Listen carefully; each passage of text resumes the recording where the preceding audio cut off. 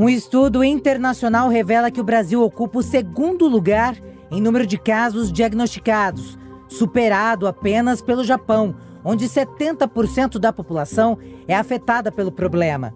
Globalmente, a doença chega a impactar 264 milhões de pessoas.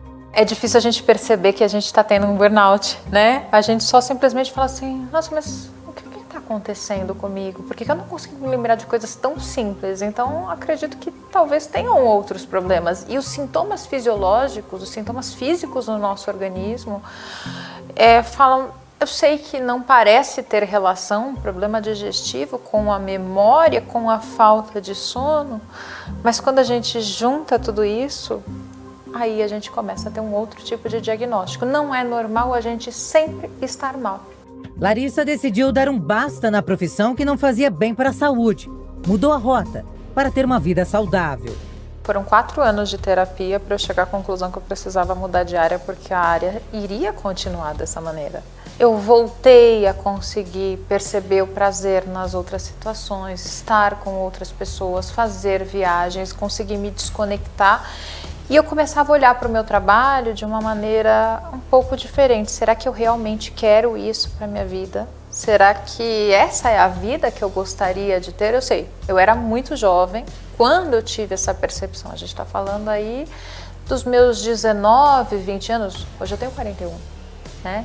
Então, eu tive uma evolução de percepção, né? Ao longo do processo de faculdade, formação, estar na área, eu fiquei um tempo suficiente na área para falar assim, essa área não vai mudar. E realmente não muda. Eu atendo muitos publicitários. A área não muda.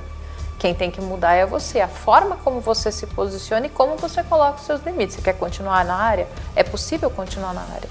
Mas eu era muito jovem para me sentir seguro o suficiente para colocar os meus próprios limites. A publicidade ficou no passado e o presente é cuidar de outras pessoas. Larissa se formou em psicologia e hoje tem certeza que exerce o melhor ofício que poderia escolher. Tem alguns hábitos que a gente precisa ter na nossa vida, seja fazer atividade física, fazer terapia, se alimentar bem e dormir o tempo suficiente. É esse o conjunto que faz com que a gente tenha um envelhecimento saudável. A nossa saúde mental contribui muito para a gente não ter doenças, não ficar com a imunidade baixa, por exemplo, que é o que o estresse provoca, né, doenças, e conseguir se relacionar bem com as outras pessoas. Então existe, né, uma sensação e uma falta, né, de educação em relação à saúde mental. Existe o mito, existe a censura, existe o tabu relacionado à saúde mental, né, em que muitas vezes a gente acredita que ou é coisa de louco ou que eu estou perdendo tempo porque eu deveria dar conta das minhas próprias emoções. Mas é muita coisa para a gente conseguir dar conta de tudo. A vida vai evoluindo e os nossos conceitos em relação à vida também têm que evoluir. Só que muitas vezes a gente está preso em algumas situações que se passaram no passado.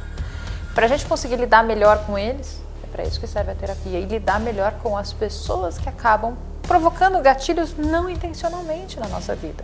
E até alguns limites que a gente precisa colocar em algumas relações. A correria da rotina, o excesso de informação, as dificuldades econômicas, a polarização política e seus impactos sobre as relações pessoais, as condições no ambiente de trabalho, a falta de lazer e a cobrança social para se produzir cada vez mais são alguns dos fatores relacionados ao adoecimento psíquico. A prevenção é simples e conhecida por todos. Boa qualidade do sono, alimentação saudável e maior frequência de atividade física são alguns dos pilares que devem ser focados para melhorar a qualidade de vida. A principal mudança é do estilo de vida. Então, primeiro, a gente sempre recomenda que a pessoa procure um médico para fazer um diagnóstico adequado e correto do que está acontecendo. Então, procurar um médico, porque, por exemplo, muitas doenças mentais podem ser secundárias a alterações clínicas. A pessoa pode ter, por exemplo, um hipotiroidismo e está cursando com depressão. E, na verdade, é um hipotiroidismo que está gerando todo aquele quadro daquela forma. Então ele precisa procurar um médico, fazer todas as detecções, ver tudo o que está acontecendo e a partir disto fazer o diagnóstico adequado e começar a se tratar. Quando ele começa a se tratar, o tratamento nunca é só medicamentoso, por exemplo. O remédio é um pedaço do tratamento. Eu costumo dizer que o tratamento medicamentoso ele é rápido e eficaz. Então ele tira a pessoa daquele quadro e isso é muito bom, né? Agora, só isto não basta.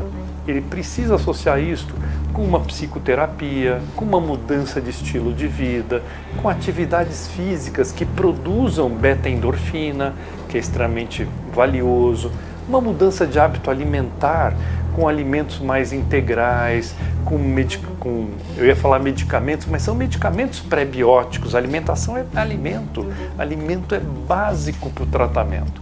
Então, ter uma dieta adequada, às vezes o uso de pré-bióticos, que facilita muito a microbiota intestinal e uma melhora desse quadro de estresse e ansiedade. Então, tem uma série de situações que são extremamente importantes além do tratamento medicamentoso. O tratamento medicamentoso é fundamental, principalmente no quadro agudo, ele realmente melhora muito a pessoa, mas ele sozinho não é suficiente. O grande desafio é conseguir colocar em prática, de maneira efetiva e duradoura, essas mudanças de estilo de vida. Elas precisam buscar ajuda. Eu preciso me sentir bem com a minha saúde, seja física, seja mental, seja as relações que eu tenho com as pessoas. Eu sou responsável por mim. É possível ter um amanhã melhor. Se você está sofrendo, está angustiado e quer mudar a sua vida de alguma maneira, você pode e você consegue. Você chegou até aqui.